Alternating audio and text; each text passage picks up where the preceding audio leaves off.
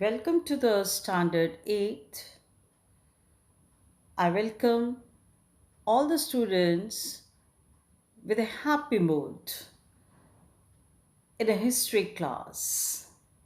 Myself, Mrs. Rama Babri, I'll be teaching you history, the lesson number 2, the expansion of British power. The expansion of British power. The subtopic will be the Battle of Buxar. Point to be focused are events after the Battle of Plassey. We'll be studying about Mir Zafar, then Mir Qasim, then Mir Zafar, then Battle of Buxar in detail. Event after the Battle of Buxar, Nawab of Awadh, Mughal Emperor Shah Alam II. Got it? These are the different points, 3 points, main focus points to which we'll be focusing more. Number one will be the event after the Battle of Plassey. Plassey के युद्ध के बाद क्या हुआ, जिसमें मीर जाफ़र, मीर कासिम और मीर जाफ़र इनके ऊपर फोकस किया जाएगा। इनकी क्या एक्टिविटीज़ थी, इनका क्या रोल था। बैटल ऑफ बक्सर क्यों हुआ, कैसे हुआ, इसके बारे में हम डिटेल में पढ़ेंगे। फिर हम पढ़ेंगे कि बैटल ऑफ बक्सर जब ख़त्म हुआ तब फिर क्या हुआ।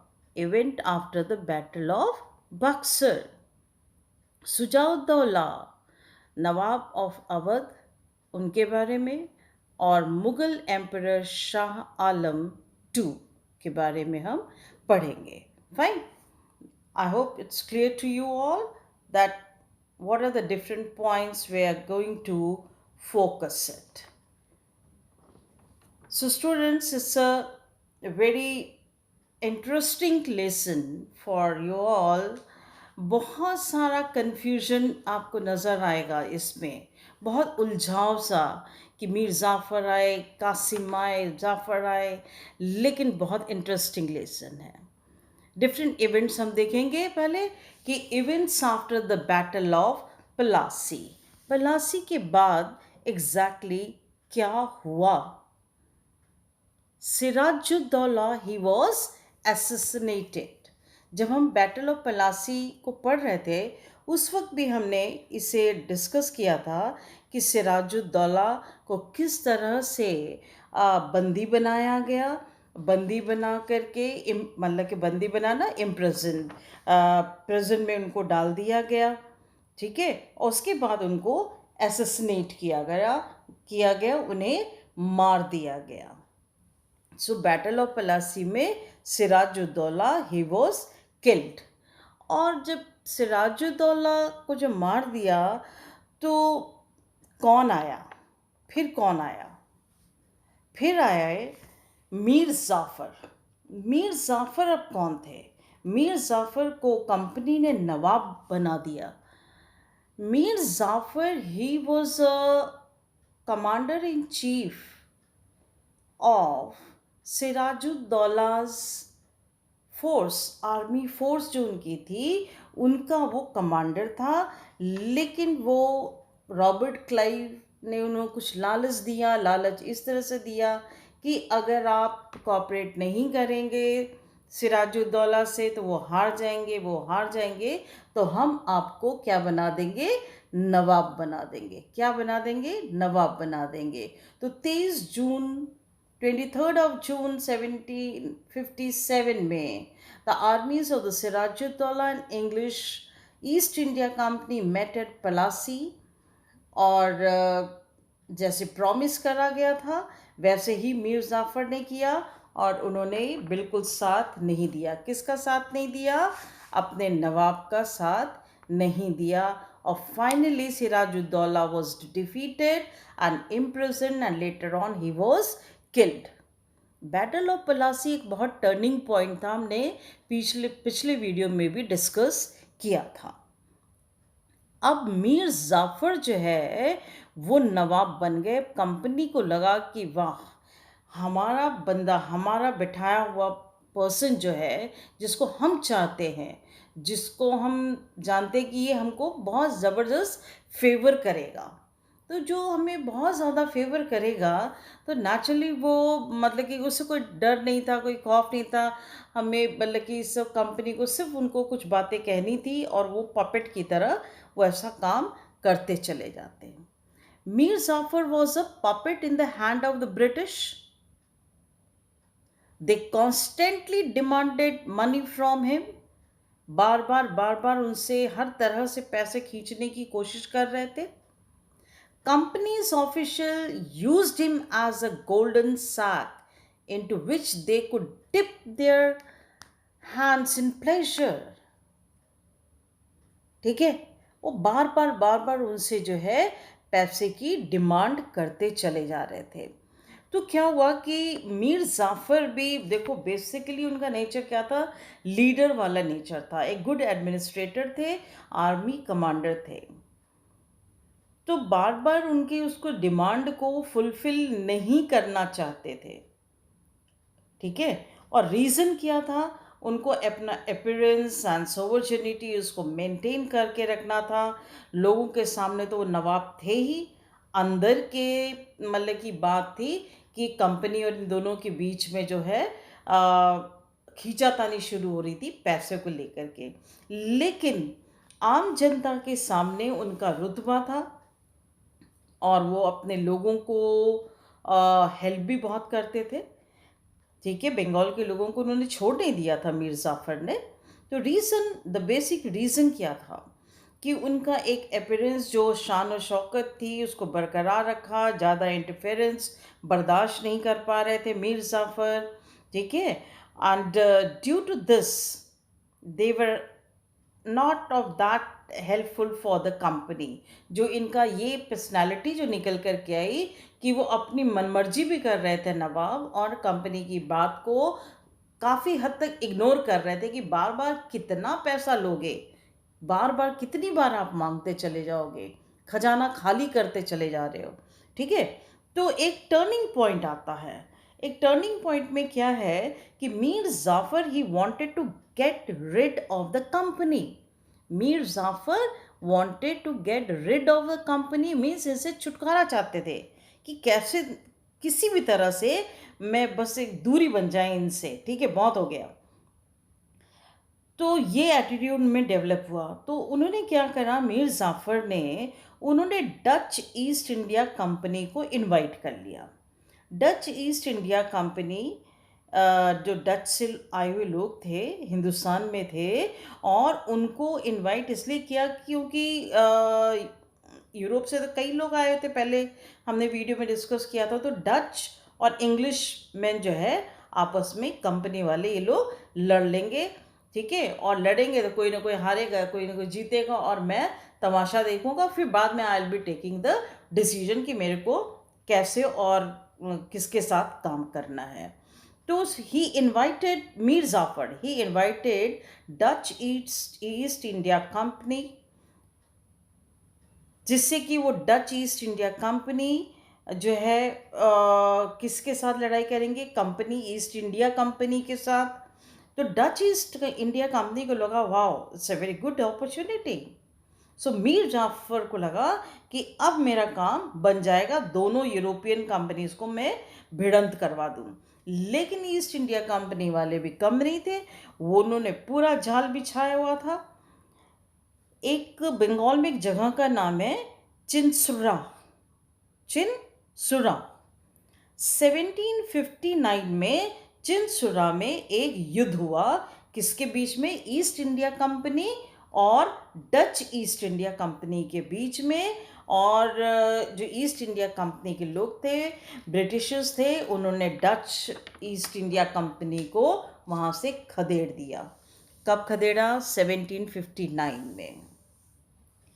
1760 में Robert Clive he went to England, वो इंग्लैंड चले गए।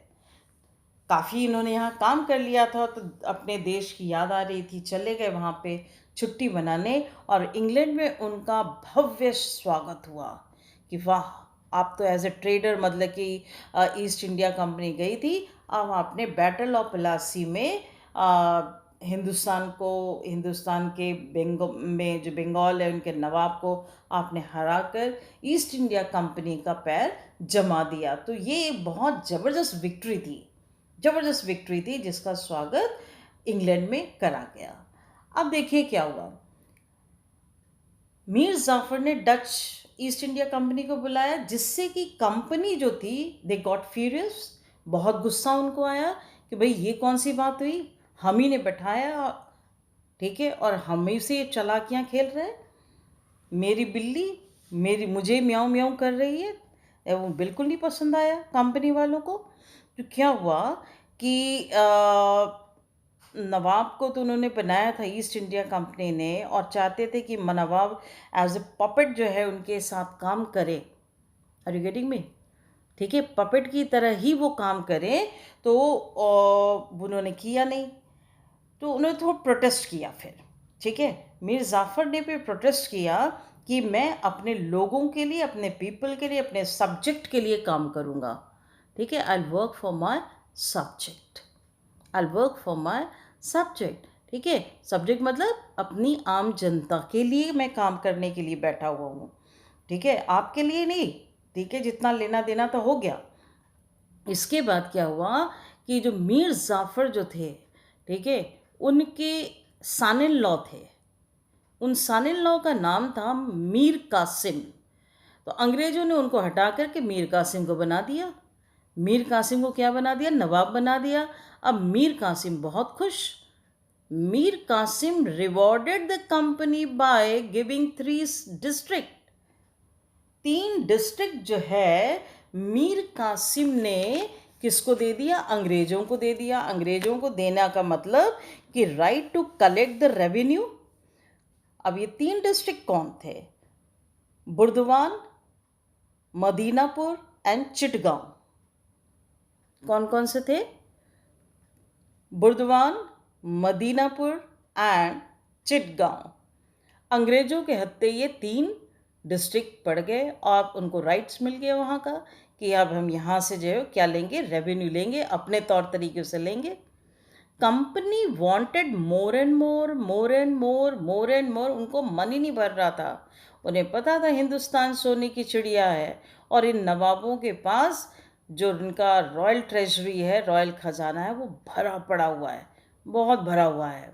ठीक है, तो बार बार जो है फिर से मांग रहे थे, तो कंपनी वांटेड मोर। सो मीर कासिम को भी बर्दाश्त नहीं हुआ इतना। उन्होंने कहा बार बार मतलब कि ये झोली फैला के खड़े हो जाते, कहीं ऐसा ना हो कि हम ही कटोरा लेके खड़े हो जाएंगे, फिर सब खजाना ही ले लेंगे तो हमारे हाथ में क्या आएगा? खाली कटोरा।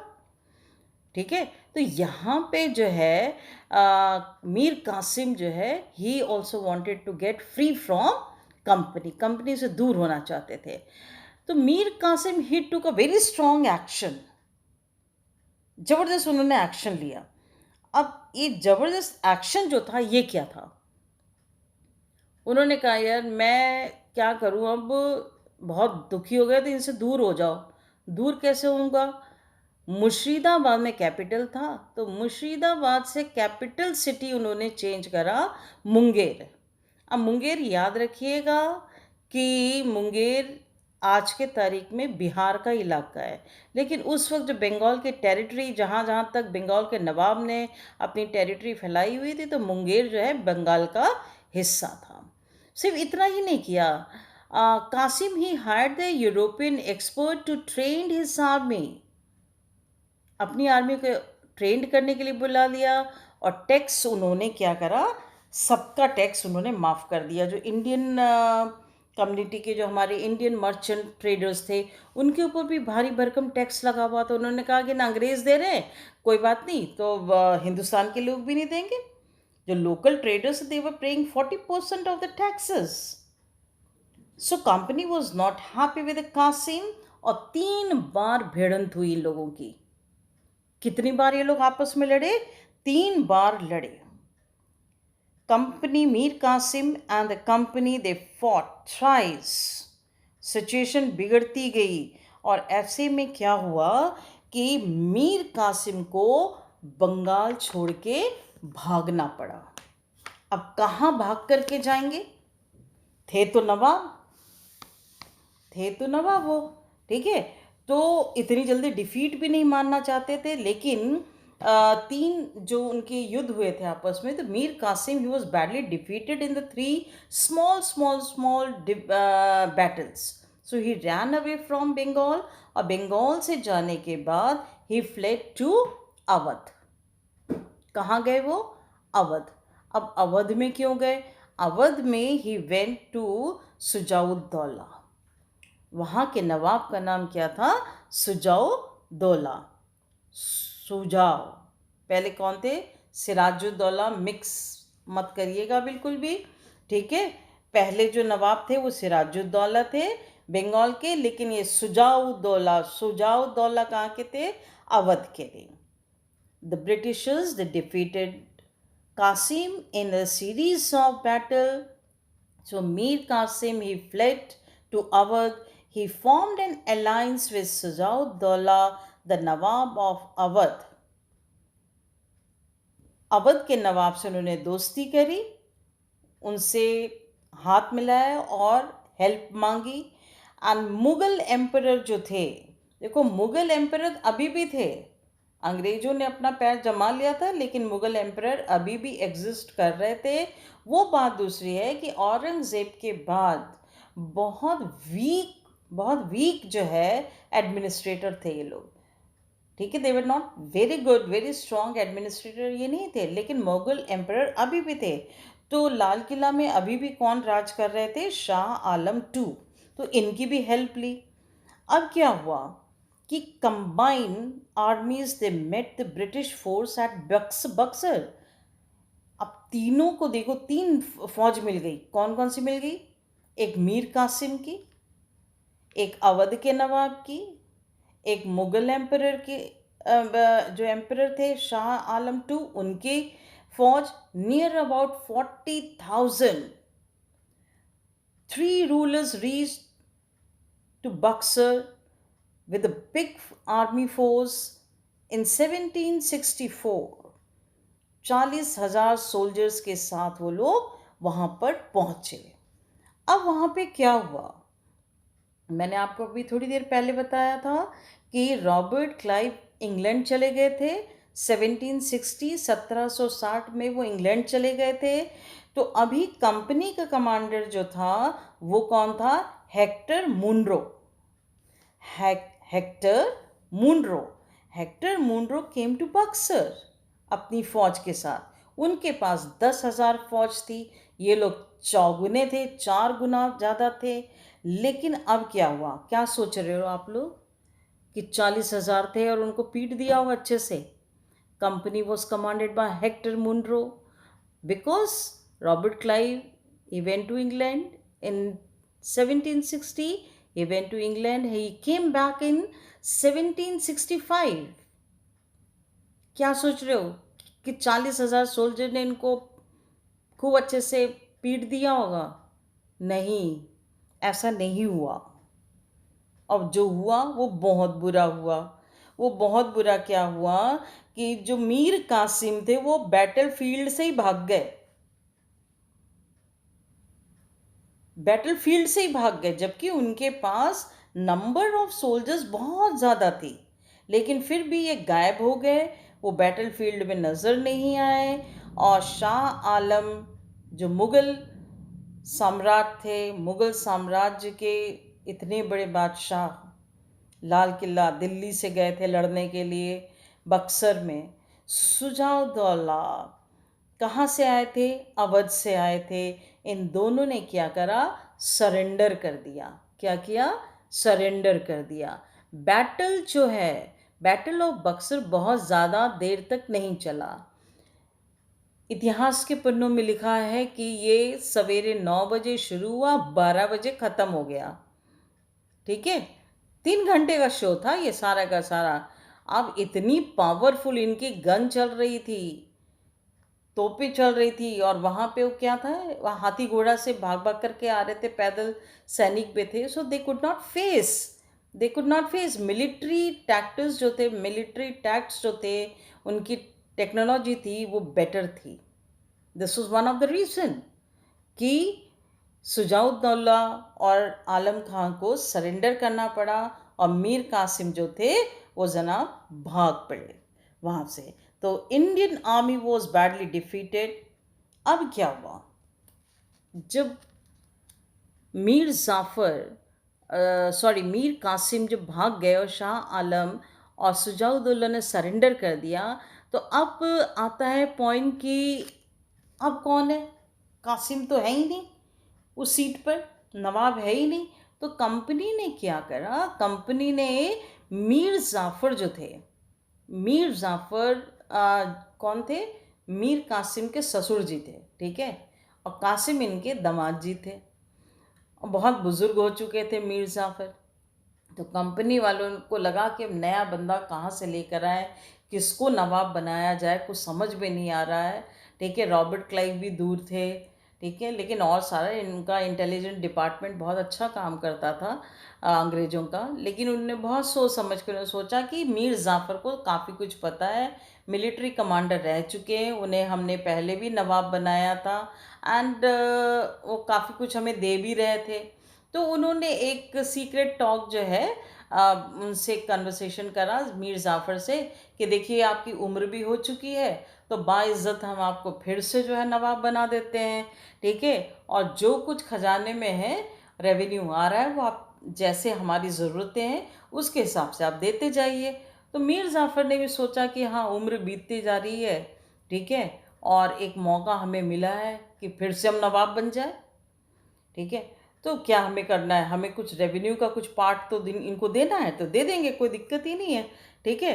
तो ये जो समझौता जो हुआ कंपनी और मीर जाफ़र के बीच में 1764 में, बैटल ऑफ बक्सर जो है हार चुके थे मीर कासिम। मीर कासिम अपने बैटल फील्ड को छोड़ के भाग चुके थे, ठीक है। आपको सीन समझ में आ रहा है क्या हालात थे?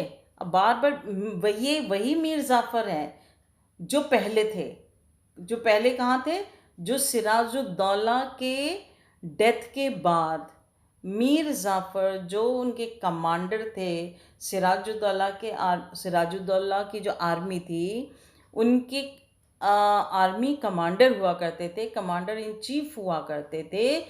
वही मीर जाफ़र को रॉबर्ट क्लाइव ने क्या करा था, उसको बहला लिया, फुसला लिया, उसको बहुत बोला भाई तुम तो इतने बड़े कमांडर हो, बहुत टैलेंट है, लीडरशिप है, बहुत बढ़िया है, तो सिराजुद्दौला का आप सिर्फ साथ मत दो, ठीक है। अपने आर्मी को कमांड आप नहीं करेंगे तो क्या होगा, वो हार जाएंगे और आप क्या बन जाएंगे, क्या बन जाएंगे, नवाब बन जाएंगे। तो ये वही नवाब हैं, ठीक है, जिन्हें नवाब बनाया गया था और बाद में मीर कासिम उनके दामाद को बैठाया गया। अब उनके दामाद जी जो है बैटल ऑफ बक्सर हार गए, और हार गए तो वहाँ से भाग गए अब बैटल फील्ड से उनकी फ़ौज को देख के, जबकि फ़ौज इनकी ज़्यादा थी, दो दो पावरफुल रूलर्स जो है इनके साथ खड़े हुए थे। तो ऐसे में री एंट्री इनकी हुई, किसकी हुई, मीर जाफ़र। मीर जाफ़र वही सेम पर्सन है जो मीर कासिम से पहले नवाब थे, तो उनको फिर से नवाब बना दिया गया। Mir Jafar, he was made Nawab of Bengal again by the company, again by the company। अब क्या हुआ कि अब after the battle of Buxar जो है वो क्या हालात बने, हालात में तो चेंज आने थे, ठीक है। अब हालात में किस तरह के चेंजेस आए, देखो, कोई भी जब आप बैटल को हार गए, जो बैटल ऑफ बक्सर वो डिसीजिव था, ठीक है, और पूरी तरह से हार चुके, कमज़ोरी, और अवध के नवाब, मुग़ल के बादशाह, मुग़ल बादशाह, इन सब की कमज़ोरी जो है दिख गई थी, लोगों ने सरेंडर कर दिया था। अब 1765 में क्या हुआ कि रॉबर्ट क्लाइव जो है वो वापस आ गए, रॉबर्ट क्लाइव इंग्लैंड से वापस आ गए। उन्होंने कहा बहुत बढ़िया, मेरे पीछे इतना ज़बरदस्त हंगामा हो गया, बैटल ऑफ बक्सर भी हम जीत गए, तो बहुत उसे मज़ा आने का। ठीक है, अब है ना हमारे पास 3 रूलर, एक भाग गया, 2 ने सरेंडर किया, अब हमारे पास ज़बरदस्त मौका है, गोल्डन अपॉर्चुनिटी है। तो रॉबर्ट क्लाइव ने क्या गेम खेला, उसने ट्रीटी ऑफ इलाहाबाद कराई। ट्रीटी ऑफ इलाहाबाद में, ट्रीटी का मतलब क्या होता है, समझौता। ट्रीटी का मतलब क्या होता है, समझौता करना, आपस में बैठ करके किसी एक डिसीजन पर आना, ठीक है, जिसको आप भी मान रहे हो हम भी मान रहे हैं, तो दोनों पक्ष के लोग एक दूसरे की बात पे हामी भर लेते हैं, उसको हम समझौता, ये ट्रीटी बोलते हैं। इलाहाबाद में रॉबर्ट क्लाइव आए और उन्होंने वहाँ पे किसको बुलाया, शाह आलम को बुलाया, जो मुगल एम्परर थे, और अवध के नवाब को भी बुलाया। अब देखो कितना बढ़िया गेम इन्होंने यहाँ पे खेला कि अवध आपको लौटा दिया जाएगा। किसको बोला, किसको बोला, अवध के नवाब को ही बोलेंगे, सुजाउद्दौला को, ठीक है, आपको बिल्कुल हम अवध जो है लौटा देंगे, आप वैसे ही नवाब बने रहिएगा, लेकिन बशर्ते जो वॉर आपने किया है मेरे अगेंस्ट मतलब कि मेरे कंपनी, मेरे ईस्ट इंडिया कंपनी के अगेंस्ट किया है, रॉबर्ट क्लाइव ने कहा आपको 50 लाख रुपए वॉर कंपनसेशन के नाम पे देने पड़ेंगे। वॉर कंपनसेशन, जो युद्ध में हमारा जितना लॉस हुआ है उस लॉस का आप भरपाई कर दीजिए, 50 लाख रुपए हमें दे दीजिए। आज के टाइम भी 50 लाख रुपए बहुत बड़ी रकम होती है। तो आप सोचिए कि 1765 में 50 लाख की क्या कीमत थी, एक ह्यूज अमाउंट उनसे लिया गया। और उन्होंने कहा सिर्फ इतना ही नहीं, आप कोरा, जगह का नाम है कोरा इलाहाबाद, कोरा और इलाहाबाद जो है वो हमें दे दीजिए, ठीक है, किसको दे दीजिए, हमें दे दीजिए, मतलब ईस्ट इंडिया कंपनी को। ईस्ट इंडिया कंपनी को अगर मिल जाएगा तो अवध का इम्पोर्टेंट इलाका इलाहाबाद जो है अगर उनको मिल जाता है तो वहाँ से वो रेवेन्यू कलेक्ट करेंगे, यही तो वो चाहते थे, ठीक है।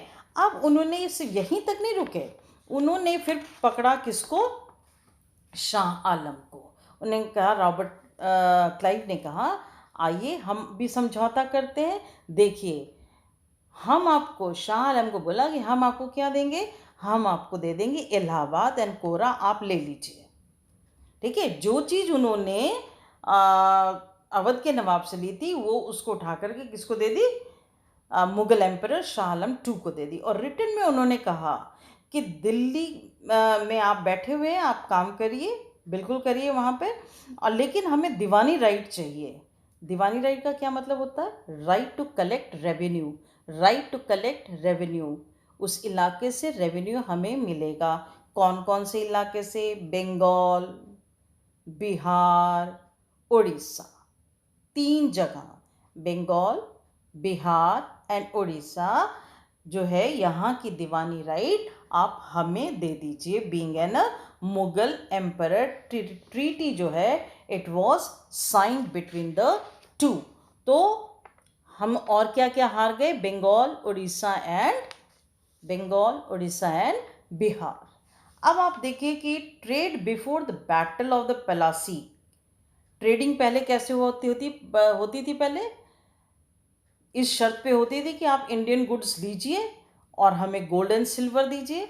अब ट्रेड कैसे हो गया, बक्सर को भी, बैटल ऑफ बक्सर हम हार गए, ठीक है, तो अब हिंदुस्तान से उन्होंने हमारा रेवेन्यू भी लेना शुरू करा, हमारे यहाँ से रॉयल ख़जाने में से पैसा लेना शुरू करा, गोल्ड एंड सिल्वर भी, और सब का फ्लो कहाँ जा रहा था, कहाँ जा रहा था, ग्रेट ब्रिटेन में जा रहा था।